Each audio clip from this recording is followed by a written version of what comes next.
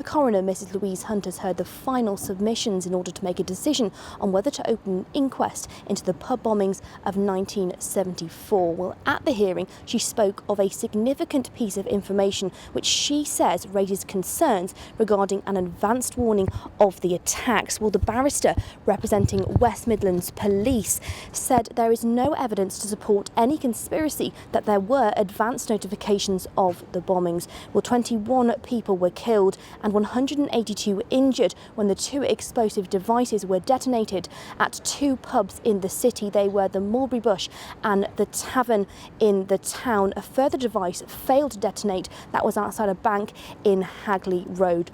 6 men, known as the Birmingham Six, were sentenced to life in prison in 1975 for the attacks. However, their convictions were declared unsatisfactory and were quashed by the Court of Appeal in 1991. Relatives of the victims were present at the hearing. They've been waiting 42 years to find out exactly what happened and whether anyone can be held responsible.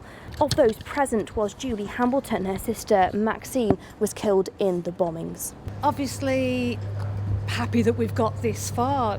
We are incredibly grateful to everybody at KRW, our supporters.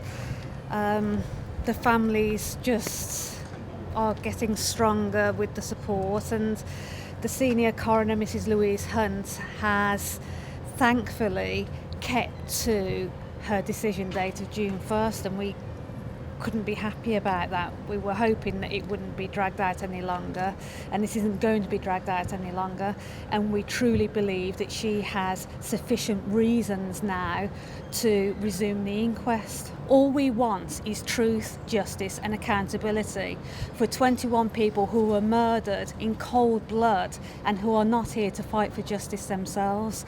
If our loved ones had been killed or stabbed out in the street a month ago, the police would be investigating. We would have an inquest. That's all we want. We want what families are owed is an inquest.